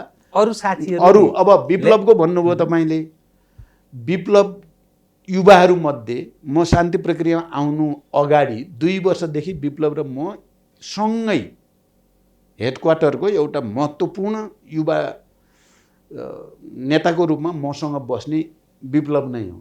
मैले विप्लवभित्र केही क्षमता छ, केही गुण छ, पहल कदमी लिने नेतृत्व क्षमता छ भन्ठानतिर उहाँलाई अगाडि ल्याउने नै मेरो कोसिस थियो। गर्दा गर्दै उहाँ फुत्किनु भयो, ग्रिपबाट बाहिर जानुभयो। त्यो कथा अहिले म भन्न चाहन्न, हेर्नुहोस् अब यो लामो हुन्छ यो कथा फेरि। तर मेरो विप्लवप्रति अहिले पनि सहानुभूति छ। हिजो तर त्यो देखाउनु भएन तपाईहरु अब सुन्नु, सरकारमा रहँदा? होइन, मैले देखाएकै थिएँ। उहाँले बुझ्नु सक्नु भएन भन्ने छ मेरो, विप्लवले बुझ्न सक्नु भएन। समय आएपछि बुझ्नुहुन्छ भन्ने छ मेरो। उहाँलाई पनि, उहाँप्रति पनि मेरो कुनै घृणा छैन। अब जति बेला प्रतिबन्ध लगाउनु भयो नि केपीजीले चाहिँ विप्लवमाथि, मसँग सल्लाह गरे पनि होइन, पार्टीमा छलफल भएको पनि होइन, एकैचोटि उहाँले प्रतिबन्ध लगाउनु भयो र एक खालको दमन सुरु गर्नुभयो। त्यही बेला उहाँले वार्तामा बोला भए आउने वातावरण थियो त्यति बेला। अब सिकेट आउट जस्तालाई त उहाँले सजिलै लिएर आउनुभयो, राति राति ल्याएर चाहिँ जेलबाट झिकेर ल्याएर पनि गर्नुभयो। विप्लवलाई पनि त्यही तरिका अप्नाएको भए त्यति बेलै हल हुन्थ्यो। यो हाम्रो त आरोप हो। अहिले पनि उहाँले वार्ता भन्न खोज्नु भएको छ, ठिक छ, वार्ता होस्, विप्लवजी आउनुहोस्, मलाई खुसी हुन्छ, मेरो सहयोगै हुन्छ, हाम्रो सहयोगै हुन्छ। तर मेरो केपीलाई भनाइ के छ भने, सबभन्दा पहिला त वार्ताको यो चाहिँ सारा खेल खेल्ने जस्तो देखाउनु भन्दा प्रतिबन्ध हटाएर बोलाउनु पऱ्यो नि त। औपचारिक ढङ्गले प्रतिबन्ध हटाइदिनु पऱ्यो, अनि आउनुहोस् वार्तामा भन्न पऱ्यो, बोलाउन पऱ्यो, हाम्रो सहयोग हुन्छ। अब उहाँले अहिले विप्लवलाई, बादललाई या चाहिँ अरू जनमुक्ति सेनाका हिजोका चाहिँ कालीबहादुर खामदेखि अरूलाई ल सबैलाई म न्याय दिन्छु भन्नुभएको छ। मलाई एक अर्थमा त खुसी, मेरो रिसले साथीहरूले अलिकति सम्मान पाउँछन् कि त भन्दा त मलाई त गर्वै छ। हेर्नु, रिस त मेरो हो, उहाँलाई गर्ने त होइन केपीले। केपीले कसैलाई पनि गर्ने होइन, त्यो त म जति भुक्तभोगी त अरू छैनन् नि साथीहरू। धेरै बुझ्नुभयो? मैले त धेरै बुझिसकेँ नि त। 3 वर्षमा त मैले नजिकबाट सबभन्दा धेरै त मैले बुझेँ नि त। त्यहाँ बिचरा साथीहरू कोहीलाई मुद्दा मिलाइदिन्छु भनेको छ, त्यो केपीले मिलाउँदा मुद्दा मिल्ने पनि होइन। के अदालत भनेको केपीको चाहिँ दासहरूको नोकरहरूका हुन् र चाहिँ जे भन्यो केपीले भइहाल्ने। तर भनिदिएछन् अहिले केपीले चाहिँ म मुद्दा मिलाइदिइहाल्छु, अनि लान्छ नै एउटालाई। मैले सुनेको छु नि सबै, त्यहीँबाट फोन गर्छन् महान्यायाधिवक्तालाई, महान्यायाधिवक्ताजी फलानाको मुद्दा हेरिदिनुहोस् त, ल त त्यसलाई टुङ्ग्याइदिनु पऱ्यो भनेर त्यहाँ सुनाइराखेको हुन्छ, त्यहाँ मान्छे राखेर। अनि मक्ख पर्छ हाम्रो साथीहरू, यो मिलाइदिने भयो प्रधानमन्त्री, केही नै मिल्नेवाला छैन। ऊ फेरि यति पापी खालको मान्छे छन् नि, यति चाहिँ विद्वेष छ नि, इख राख्छन्, तिनले गर्ने केही पनि होइन। तर पनि सङ्गतले त्यो अब तै पनि उहाँले हाम्रो जनमुक्ति सेना कमान्डर भन्दै सम्मान दिन्छु भन्न परेको केपीले हारेको देख्छु म। मैले हारेको होइन त्यो त मैले त जितेको भयो नि त। तपाईँले एउटा शब्द प्रयोग गर्नुभयो नि, यो मेरो घृणा छैन विप्लवप्रति, ओलीजीप्रति चाहिँ घृणा छ कि छैन घृणा? व्यक्तिगत मैले सुरुमै नै भने व्यक्तिगत लिनु दिनु केपी र मेरो केही पनि छैन। त्यो व्यक्तिगत रिसिभी र घृणाको कुरा केपीसँग नि होइन। तर यहाँ त यति ठुलो आन्दोलन, यति ठुलो बलिदानबाट प्राप्त भएको उपलब्धिमाथि उहाँले प्रहार गर्नुभयो, त्यसको रक्षा गर्ने दायित्व निर्वाह गरे मात्रै हो। केपीप्रति घृणा भएर भन्ने चाहिँ होइन। केपीको कुनै त्यस्तो स्वार्थ यो चिजका लागि उहाँ यो गरिरहनु भएको छ भन्ने जस्तो केही यहाँको निष्कर्ष केही छ? हजुर, अब यो कस्तो देखिन्छ केपीजी भित्र भने कहाँ लैजान खोज्नु भएको छ भन्ने निष्कर्ष तपाईँ चाहिँ उहाँले लान खोजेको त प्रतिक्रान्तितिरै देख्छु म। के उहाँ राजालाई कहीँ न कहीँ स्पेस, हिन्दू राष्ट्र संहिताको खारेजी त्यो दिशातर्फ आज भोलि उहाँ जुन भाषा बोल्न थाल्नु भएको छ, उहाँले पार्टीको भाषा त बोलिराख्नु भएको छैन। उहाँले अयोध्या भन्नुहुन्छ, राम मन्दिर भन्नुहुन्छ, पशुपतिमा पनि जानु, अनि अयोध्या राम मन्दिर यहीँ हो भन्नुहुन्छ, अझ मेरै निर्वाचन क्षेत्रमा छ भन्नुहुन्छ र अस्तिका भरतपुर गएर भन्नुभयो। खोइ बोलेको अयोध्या र राम मन्दिरबारे? मेरो क्षेत्रमा अयोध्या प्रमाणित हुन्छ र राम मन्दिर बन्छ भने म जति खुसी कोही नै हुँदैन। त्यो एउटा ठुलो ऐतिहासिक धार्मिक स्थल, पर्यटकीय स्थल हुन्छ, विकास हुन्छ त्यहाँको जनताको, अनि म खुसी हुन्न त? तर म चुनौती केमा दिन चाहन्छु केपी ओलीजीलाई भने, तपाईँले भूगर्भविद, पुरातात्विक विज्ञहरूद्वारा प्रमाणित गर्ने काम गर्नुभएको छ। यो हो भनेर प्रमाणित गर्नेतिर राज्य त तपाईँको नेतृत्वमा छ अहिले। तपाईँले कति त्यसको अनुसन्धान अन्वेषण गर्नेतिर चाहिँ शक्ति लगाउनु भयो, खर्च गर्नुभयो?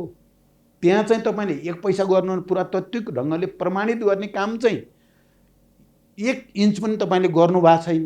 खालि स्टन्ट दिने ढङ्गले राजनीतिक तिक्रम मात्रै गर्नुभयो तपाईँले। मेरो आरोप उहाँलाई त्यो हो। त्यहाँ राम मन्दिर र अयोध्या प्रमाणित हुन्छ भने त म जति खुसी कोही नै हुँदैन नि मेरो निर्वाचन क्षेत्रमा त्यो हुँदा त। तर उहाँ त्यसको लागि गरिराख्नु भएन। के को लागि? उहाँले चाहिँ खालि चाहिँ काउन्टर पोलिटिकल स्टन्ट दिने र पोलिटिकल चाहिँ ले प्रचण्डलाई कमजोर पार्ने रणनीति अन्तर्गत यसलाई हल्ला गर्नुभएको छ उहाँले। मेरो त्यहाँ आरोप हो। यदि मैले पाउने हो भने म पुरातात्विक विज्ञहरूलाई चाहिँ लगाएर अध्ययन गरेर अनुसन्धान गरेर हो होइन भन्ने प्रमाणित गर्नेतिर लाग्छु म, र प्रमाणित होस् भन्ने चाहना हुन्छ मेरो। म किन विरोधी हुन्छु? अब अहिले उहाँले चाहिँ त्यो भनेको चाहिँ आखिरमा गएर उहाँ कतापट्टि सोध्दै हुनुहुन्छ भन्ने हो। अहिले पशुपतिमा गएर लाखबत्ती के गर्न थाल्नु भएको छ, दीप प्रज्वलन गर्नु भएको छ। 30 करोडको त्यो गर्न नमिल्ने चाहिँ ठाउँमा गर्छु भनेर चाहिँ पैसा हाताहाती दिएर हिँड्नु भएको छ। यो सबै उहाँले के मनसायले गर्नुभएको छ त? के छ उहाँको दिमागभित्र? उहाँ दिमागभित्र भौतिकवादी द्वन्द्ववाद छ कि दार्शनिक रूपले उहाँ अब हिन्दू अतिवादमा जान खोज्नु भएको हो कि? मान्छेलाई त कन्फ्युजन छ नि त। त्यसकारण उहाँ चाहिँ वास्तवमा चाहिँ आफ्नो घोषित मान्यताबाट विचलित हुनुहुन्छ। मैले के बुझेँ भने उहाँले आफूलाई अलि धेरै नै ज्ञाता ठान्नु हुँदो रहेछ। त्यो कस्तो हुँदो रहेछ, मान्छेले त्यो रोग हो कि म यो त सबैले बुझ्नु पर्ने कुरा छ। हेर्नु, अब उहाँले औषधि खाना उहाँलाई केही भएको छ कि मन दिमागमा? उहाँले के भन्छ, त्यो ट्रम्प पनि केही नै होइन, त्यो सी जिनपिङ पनि भर्खरको त्यसलाई त्यो के छ र भन्नुहुन्छ, मोदी पनि केही नै होइन भन्ने ठान्नुहुन्छ कि उहाँले भन्नु पनि हुन्थ्यो। अनि संसारमै मै जति जान्ने र बुझ्ने कोही छैन भन्ने लागेको छ उहाँलाई। काम चाहिँ उहाँले बिगार्ने बाहेक केही नै सपारेको गर्न सक्नु भएको छैन। फेरि त्यहाँदेखि त्यो मनोगतवाद मान्छेलाई त्यस्तो हुँदो रहेछ क्या। त्यो निरङ्कुशहरू यस्तै हुने त होला। हिजो पनि सबै तपाईँ मुसोलिनीदेखि हिटलरदेखि चाहिँ अब यो चेउसेस्कोदेखि अरू सबैले पनि आफू जस्तो कोही छैन भन्दै सिद्धिए नि त। त्यहाँदेखि यो त चिन्तनको कुरा भयो, यो दृष्टिकोणको कुरा भयो, यो प्रवृत्तिको कुरा भयो। उहाँको चिन्तन दृष्टिकोण मनोगतवादी छ, व्यक्तिवादी छ, अहङ्कारी छ, दम्बी छ, र सबैलाई केही नै होइनन् भन्ने देख्नुहुन्छ कि सबै मान्छेहरू बेकारका हुन्।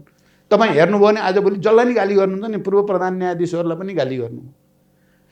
बिचरा उहाँकै पक्षमा मुद्दा लडेर चाहिँ गर्ने कृष्णप्रसाद भण्डारी जस्ता वरिष्ठ र वयोवृद्ध पनि लाई पनि चाहिँ मजाक गर्न पनि उहाँ चुक्नु भएन। पत्रकार तपाईँहरूले त देख्न सक्नुहुन्न। हेर्नुहोस्, यो असंवैधानिक र अलोकतान्त्रिक भन्ने जति नर्कमा जान्छन् भन्नुहुन्छ उहाँले। उहाँ मात्रै चाहिँ स्वर्गमा जाने, अरू तपाईँ हामी सबै नर्कमा जाने ठान्नुहुन्छ क्या। भने यो सोच्ने तरिकामा नै उहाँको त्रुटि छ। त्यसैले उहाँलाई बिस्तारै कता लाँदैछ त भने उहाँले खान्छ म त महाराज धिराजै भएँ जस्तो गर्नुहुन्छ क्या उहाँले। अध्यक्ष, म यहाँसँग 3वटा विषय एकदम छोटकरीमा उठान गर्ने प्रयत्न गर्नेछु। जो नेपालको एउटा ठुलो खाले परिवर्तन भयो, लामो समयदेखि नेपालमा राज संस्था सहितको उपस्थितिको एउटा सिस्टम थियो, गणतन्त्रमा देश प्रवेश गर्यो, त्यसको निर्णायक नेतृत्व त्यसको तपाईँलाई नै जान्छ, जो जो जो निरन्तर त्यो इतिहासले लेख्ने पनि छ, भरै अरू सहयोगको रूपमा देखा परे। त्यो पूर्व राजा महाराजाहरू र त्यसका संयन्त्र र अहिलेको राज्यको संयन्त्रबाट तपाईँमाथि या यो पछिल्लो परिवर्तनमाथि असहयोग क्रियाशील कुनै त्यस्तो भूमिका तपाईँले पाउनु भएको छ? असहयोग के भन्नु? तपाईँ असहयोग गर्ने र क्रियाशील भूमिका, यो सिस्टममाथि घात गर्ने पूर्व राजा र राज्यका संयन्त्रहरू, अहिलेका संविधान सम्मत संविधानभित्रकै राज्यका संयन्त्रहरूबाट त्यस्तो कहीँ महसुस गर्नुभएको छ तपाईँले असहयोग भएको? मैले त्यस्तो चाहिँ महसुस गरेका छैन। पूर्व राजा सक्रिय भएर हाम्रो आन्दोलनलाई या सरकार सञ्चालनको बेलामा असहयोग भएको भन्ने महसुस चाहिँ मैले गर्दिनँ, गरेका छैन। राजालाई न्युट्रलाइज गर्न त अब त्यसो सुन्नु, भनिरहनु भएको होइन, मैले त्यस्तो असहयोग देखेको छैन। अब इतिहासमा जहाँ पनि ठुलो परिवर्तन क्रान्तिपछि मतलब इतिहासले पाखा लगाएका शासकहरू फेरि आउन पाइन्छ कि भनेर बल गर्छन्, त्यो संसारभरि गर्छ, स्वाभाविक रूप, यो स्वाभाविक हो। त्यस्तो बल पूर्व राजाहरूले गरिराखेका होलान्, गरेका छन् पनि, देखिन्छ पनि। तर त्यो इतिहास अब फेरि फर्केर आउँदैन र मैले त्यसलाई धेरै महत्त्व दिएर भन्नुपर्ने जस्तो पनि देख्दिनँ। राज्यका संयन्त्रहरूबाट, राज्यका संयन्त्रभित्र चाहिँ त्यस्तो प्रभाव छ र ती सक्रिय भएका छन् र तिनले असहयोग गरेका छन् भन्ने चाहिँ अनुभव म 2 चोटि प्रधानमन्त्री म आफै पनि भएँ, मैले गरिनँ कहीँ पनि, र अहिले पनि मलाई त्यस्तो लाग्दैन। अब पार्टीभित्र अब केपी जस्ताले महत्त्व दिन थालेपछि चाहिँ अलि सलबलाउने वातावरण बन्न सक्छ, केही न केही सक्रियता बढ्न सक्छ, तर त्यो चाहिँ फेरि निर्णायक ढङ्गले आउँछ र असर गर्छ भन्ने चाहिँ मलाई लागेको छैन। म यहाँसँग अर्को विषय, जो यहाँ विघटित प्रतिनिधि सभा पुनर्स्थापनाको पक्षमा जुन ढङ्गले एडभोकेसी गरेर क्रियाशील भूमिका निभाइरहनु भएको छ, प्रतिनिधि सभा पुनर्स्थापना भयो भने मैले किनभने यो पनि कथममै मैले राखेँ, जुन अवस्थामा नेपालको राजनीति प्रवेश गरेका छ, त्यसपछिको राजनीतिक कोष स्थिर सरकार बन्छ, अल्पमतको बन्छ, बहुमतको बन्छ, को बन्छ, राष्ट्रपतिका सवाल उपर के सोच्नुहुन्छ, यी मानिसका दिमागमा अनेक खेलेका छन्। तपाईँहरू त्यो, किनभने राजनीति दिगो रूपमा हेरिन्छ नि, हजुर, भोलिका दिनमा हामी यो गर्छौँ त्यो गर्छौँ, एउटा जनतालाई विश्वास हुने, यो करोडौँ दर्शकका सामुन्ने मैले यो यहाँबाट कमिटमेन्ट आओस् भन्ने पनि मैले चाहेँ। त्यो राजनीतिक स्थिरता आउँछ भन्ने मान्ने आधार के र को हुन्छ, कसरी बन्छ, बताइदिनुहोस् त। ल ठिक छ। पहिलो नम्बरको कुरा, संसद पुनर्स्थापना भए पनि भन्नुभयो भने, अथवा भयो भने मलाई त हुन्छ नै भन्ने लाग्छ। मैले अघि नै भनिसकेँ, हुन्छ, हुनै पर्छ, संविधानले त्यसलाई निर्देशित गरेकै छ। भएपछि के हुन्छ भन्दा एउटा कुरा चाहिँ हाम्रो पार्टी जो विभाजित गर्नुभयो नि केपीजीले, त्यो चाहिँ अहिले जुट्दैन, पार्टी विभाजन भइ नै सक्यो। अब मिल्ने ठाउँ छैन, बन्द भयो बाटो। केपीजीसँग उहाँले यो प्रतिगमन प्रति पश्चाताप नगरेसम्म र अनि पार्टी विभाजन गर्ने गल्तीको निम्ति पश्चाताप सार्वजनिक रूपले नगरेसम्म उहाँसँग कुनै खालको संवाद हुने पनि म स्थिति देख्दिनँ।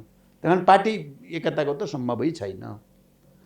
त्यसो भएपछि पहिलो कोसिस पुनर्स्थापना हुँदा पनि हामी चाहन्छौँ कि हाम्रो पार्टीको ब्यानरमा चुनाव जितेर आएका सबै सांसदहरूको अत्यधिक ठुलो मेजोरिटी हामीसँगै हुन्छ, हामी फेरि पनि सरकार बनाउने ठाउँमा पुग्ने वातावरण बनोस् भन्ने चाहना त हुन्छ, एकल सरकारको त्यो चाहना पनि होला, हुन्छ। तर म नेपालको राष्ट्रिय हितलाई हेरेर मैले जे सपना स्थायित्व र अब विकास हो है भन्ने, सुशासन र समृद्धि हो भनेर जे मैले सपना देखेर गठबन्धन गरेँ, त्यो गठबन्धनले काम गरेन। त्यसले चाहिँ मैले देखेको सपना, हामीले देखेको सपना पुरा हुनेतिर लगेन। त्यसकारण म फेरि चाहिँ त्यसलाई के भन्न ठान्छु भने, हिजो 12 बुँदे समझदारी र शान्ति सम्झौताका सहयात्रीहरू एक ठाउँमा आउनुपर्छ नेपालको स्थायित्वको निम्ति। लोकतन्त्रका पक्षधर नेपाली कङ्ग्रेस, हाम्रो पार्टी, जनता समाजवादी पार्टी लगायतका पार्टीहरू मिलेर एउटा संयुक्त राष्ट्रिय सरकार भनौँ या संयुक्त सरकार बनाउनेतिर नै जान्छ र जानुपर्छ भन्ने ठान्छु म एकलौटी सरकार बनाउने चाहिँ अब त्यसले समस्याको समाधान गर्छ भन्ने मलाई लागेको छैन। एकलौटीको कल्पना गरेको छैन। एकलौटी गरेर नेतृत्वको सवाल, अब नेतृत्वको सवालमा मैले अघि पनि भने हामी खुला छौँ। मैले यो कुरा पहिला पनि एउटा अन्तर्वार्तामा भनेको थिएँ। नेपाली कङ्ग्रेसको साथीहरूसँग सहकार्य गर्ने कुरा ठुलो छ, लोकतन्त्रका निम्ति, शान्तिका निम्ति पनि। हिजोका सहयात्री, शान्ति सम्झौताका सहयात्री र सहहस्ताक्षरकर्ता हुनुको नाताले पनि उहाँहरूसँग र अनि चाहिँ जनता समाजवादी पार्टीसँग सहकार्य आवश्यक छ भन्न ठान्छु म। र नेतृत्व म सल्लाहले मैले दाबी गर्दिनँ। कुरा भने यो लोकतन्त्र बच्ने मेरो लागि ठुलो कुरा छ। र तपाईको प्रधानमन्त्रीमा मेरो दाबी हुँदैन, मेरो दाबी रहँदैन। म प्रधानमन्त्री हुँ किनभने जनताले आजभोलि प्रधानमन्त्रीको लागि गरेको भन्दा त मलाई त म त्यस्तो मान्छे होइन। म यो राष्ट्र र जनताको निम्ति समर्पित भएर यो देशका गरिब सबै उत्पीडित जाति, मधेसी, आदिवासी जनजाति, दलित, महिला, मुस्लिम सबैलाई अधिकार सम्पन्न गरेर लडाइँ लडेको मान्छे म प्रधानमन्त्री मेरो लागि केही जस्तो नि छैन। म दाबी गर्दिनँ। मैले त शेरबहादुरजीलाई भनेको छु, तपाईँ एउटा लोकतान्त्रिक पार्टीको नेता पनि र अहिलेको चाहिँ सबै परिस्थिति हेर्दा मैले तपाईँको नेतृत्वमा सरकार बनाउने कुरामा मेरो सहयोग हुन्छ भनि नै सकेको छु। मैले मात्रै होइन, मैले माधवजीले गएर पनि हामी यो बचाउन पर्यो, लोकतन्त्र चाहिँ बचाउन पर्यो, संविधान चाहिँ बचाउन पर्यो, नेतृत्व तपाईँले गर्नुहोस् भन्नेसम्मको कुरा हामीलाई भन्न केही अप्ठ्यारो नि छैन, भनि पनि सकेका छौँ। त्यसो भएर नेतृत्वको कुरामा नि समस्या भएन। अब हामी जनतालाई प्रश्न होस्, हामी नेतृत्वको लागि अथवा पदको लागि, प्रधानमन्त्रीको लागि यो लडाइँ लडिराखेको होइन। अहिले यो प्रतिगमनका विरुद्ध, संविधानको रक्षाको लागि, गणतन्त्रको रक्षाको लागि लडाइँ हाम्रो चाहिँ वास्तवमा लोकतन्त्रकै रक्षाको लागि लडाइँ हो। तर ओलीजी हजुर पुराना फाइलहरू यसो खोज्दै हुनुहुन्छ, सङ्क्रमणकालीन न्यायको कुरा गर्दै हुनुहुन्छ, बेपत्ता छानबिनका विषयहरू काहीँ उठान गर्ने प्रयत्न गर्दै हुन्छ, सुनिन्छ। हजुर, अब मैले पनि सुनेको चाहिँ छु। अब यसलाई मैले उहाँले त्यसो गर्न सक्नु चाहिँ हुन्छ। उहाँ त्यस्तो गर्ने खाले मनस्थितिको, मनोविज्ञानको मान्छे चाहिँ हो। गर्नुभयो भने पनि चाहिँ मैले त अब उहाँले त्यसो गर्नुभयो भने उहाँको झन् छिटो चाहिँ पतन हुन्छ भन्ने देख्छु म चाहिँ। उहाँ जित्नुहुन्छ भन्ने म देख्दिनँ, किनकि त्यो सत्य हुँदैन, त्यो असत्य हो। मैले शान्तिको निम्ति काम गरेँ, म दोषी हुन्छु त इतिहासमा? जनताले मलाई मान्छ त? मैले त्यत्रो युद्धलाई शान्तिमा रूपान्तरण गरेर संविधान बनाउनेमा योगदान गरेँ, अब म जो दोषी हुन्छु त? के रक्तपातको पूर्व संहारतर्फ उन्मुख छ नेपालको राजनीति? त्यस अर्थमा नि बुझ्ने प्रयास गरौँ। अब घटना, डे टु डेका घटनाक्रम, अब म चाहिँ फेरि त्यस्तो चाहिँ ठान्दिनँ। किन हो, कतिपयले भन्छन् यो अब देश अफगानिस्तान हुने भयो भन्छन्, कतिपयले भन्छन् होइन जो इन्डोनेसिया हुने पो हो क्यारे भन्ने पनि तर्क गर्छन्। तर म 21औं शताब्दीको हामी अहिले तेस्रो दशकतिर अगाडि बढ्दैछौँ। आजको विश्व परिस्थिति, हाम्रो भूराजनीतिक अवस्थिति, भारत र चीनको बिचमा हुनु, यो सबै र हाम्रो आफ्नै जनताको जागरण, चेतना, हाम्रो इतिहास, हाम्रो संस्कृति, हाम्रो परम्परा, यो सबैलाई हेर्दा म त्यस्तो ठान्दिनँ, त्यस्तो हुँदैन। यहाँ ठुलो चाहिँ नरसंहार हुने स्थिति बन्छ भन्ने मलाई लाग्दैन। कुरा भन्नु यो हुन सक्ने के हो त? यदि यो प्रतिगमन सचिएन, संविधानलाई ट्र्याकमा राखिएन, सिस्टम बचाइएन भने अराजकतातिर त जान्छ, अस्थिरता र अराजकता त जान्छ। तर त्यो अस्थिरता र अराजकतालाई अन्ततः नेपालकै राजनीतिक पार्टीहरूले, नेपालकै बुद्धिजीवीहरूले, नेपालकै नागरिक आन्दोलनका अगुवाहरूले, नेपालकै पत्रकारले म्यानेज गर्छन्। आन्तरिक शक्तिले म्यानेज हुन्छ भन्ने देख्छु म। अलिअलि दुःख पाउने हुन सक्छ, तर म्यानेज भयावह हुन्छ भन्ने चाहिँ मलाई लाग्दैन। यसको म ठिक कार्यक्रमको अन्त्यमा यो जो राजनीतिक अलिक कता हो कता कहाँ प्रवेश गर्ला भन्ने खालको एउटा सशङ्कित हुने जो वातावरण बन्दैछ, यसको अन्त्य र यो दिशामा जान्छ भनेर यसको निष्कर्ष निकाल्ने अवस्था कति समय लाग्न सक्छ भन्ने अन्दाज गर्न सकिन्छ? अब विश्लेषण गर्दा अब अहिले अदालतले संविधान अनुसार निर्णय गरिदिने बित्तिकै यो फेरि ट्र्याकमा आउँछ। फागुन पहिलो सातासम्म चाहिँ मलाई लाग्छ ट्र्याकमा आउँछ। त्यसपछि हामी केमा केन्द्रित हुन्छौँ र मलाई तपाईँले सोध्नुभएको हुनाले म केमा केन्द्रित हुन्छु त कृपया भने राष्ट्रिय संयुक्त सरकार या संयुक्त सरकार बनाउने, लिडरसिपमा दाबी गरेर झगडा नगर्ने, मैले अघि नै भनिसकेँ। त्यसपछि सुशासन दिने, हामीले जे हिजो घोषणापत्रमा भनेका थियौँ, सरकारमा त हामी पनि हुन्छौँ त्यो परिस्थितिमा। सरकारमा बसेर राम्रा कामको सुरुवात गरेर, मलाई पछिल्लोचोटि 9-10 महिना म प्रधानमन्त्री भएँ, मैले अलि बढी मेहनत गर्न खोजेँ, मेरो टिम पनि मैले अलिकति सङ्गठित गर्न खोजेँ। 9 महिनामा धेरै काम भएको अनुभव छ मसँग। त्यत्रो राजनीतिक अस्थिरताको स्थिति थियो, चुनाव होला कि नहोला, मधेसमा के होला र कसो होला, त्यो सबै म्यानेज भयो। विकास पनि आर्थिक गति लियो, 7.2% आर्थिक वृद्धि दर जानु भनेको आफैमा चाहिँ ठुलो कुरो थियो। चुनाव हुन्छ कि हुँदैन भयो, सबैलाई लिएर भयो, तराई मधेस पहाड हिमाल सबैलाई जोडेर भयो। हुन सक्दो रहेछ नि भन्ने कन्फिडेन्स छ मलाई। मैले केपी जस्ता मान्छेको हातमा नेतृत्व गएर यस्तो दुःख पाइयो, तर अब चाहिँ स्थायित्व र जनतालाई हिजो घोषणापत्रमा भने जस्तो सुशासन दिने कुरामा, विकासलाई गति दिने कुरामा, सबै उत्पीडित वर्ग, जाति, क्षेत्र, लिङ्ग, समुदायलाई सम्मान, आत्मसम्मान दिने कुरामा र नेपालको साधन स्रोतको सदुपयोग गर्दै चाहिँ तपाईँको समृद्धिको यात्रा, समाजवाद उन्मुख जो भनिएको छ, सामाजिक न्याय दिने कुरामा केन्द्रित हुन्छ। अब त्यहाँ केन्द्रित हुन्छौँ हामी। त्यसैको निम्ति यो आन्दोलन हो, अरू होइन। अरू हामीलाई केही चाहिएको छैन। र छिमेकीसँगको कुरा गर्नुहुन्छ भने मैले त पहिलेदेखि भनेको छु, छिमेकीसँग राम्रो सम्बन्ध हामीले बनाउने नै हो। हामीले भारतसँगको विशिष्टता छ नि, हाम्रो इतिहासको विशिष्टता, भूगोलको विशिष्टता, संस्कृतिको, धर्मको, परम्पराको तमाम चिजहरू छ। त्यसलाई मध्यनजर गरेर उतापट्टि हामीले राम्रो सम्बन्ध बनाउनै पर्छ। उत्तरतिर चीनसँग हाम्रो ऐतिहासिक विकासको क्रम छ, सन्दर्भ छ।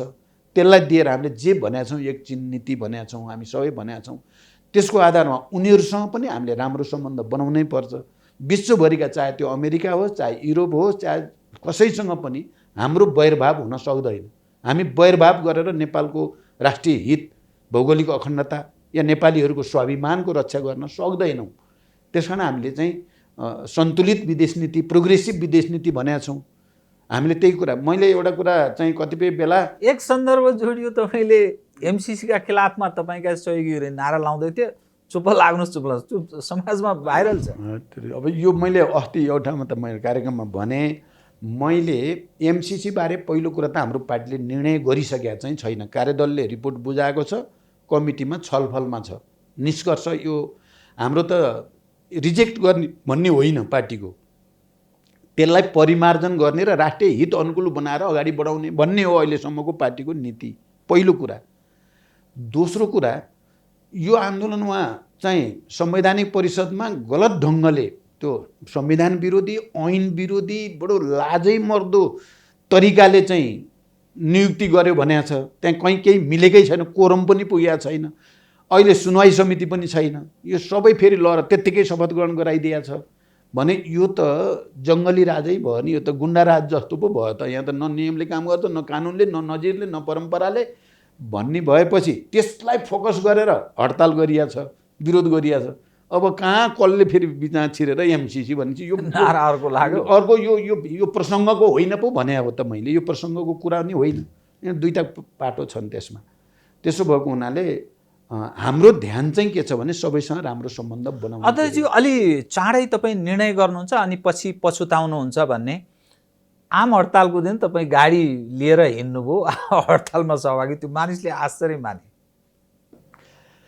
अब के हो भने म हुन त पहिलो यहाँ सातो बाटोमा गएँ, मलाई लाग्यो एकचोटि सबैतिर यसो कस्तो रहेछ भनेर हेर्न मन लाग्यो मलाई। तर गाडीमै जानुभयो? अब हिँडेर जाँदा घन्टौँ लाग्ने भयो हिँडेर जाँदा त। फेरि सेक्युरिटीले मान्दा पनि नमान्ने भयो फेरि मलाई छोड्न चाहिँ त्यत्तिकै त्यो पुरै हिँडेर रत्न पार्क हुँदै पुलचोक हुँदै यहाँ आउन त मलाई दिनभरि लाग्ने थियो। आलोचना गरे तर अब आलोचना भयो, मैले त्यसलाई सिरियसली लिएँ, त्यति भनेको छु मैले, त्यसलाई मैले सिरियसली लिएको छु। हस्, धन्यवाद। आदरणीय दर्शकवृन्द, उहाँ हुनुहुन्थ्यो पुष्पकमल दाहाल प्रचण्ड, पूर्व प्रधानमन्त्री। समसामयिक विषयलाई केन्द्रमा राखेर गरिएको कुराकानी। म सहित मेरो सम्पूर्ण युनिटलाई कार्यक्रमबाट बिदा दिनुहोस्। नमस्कार।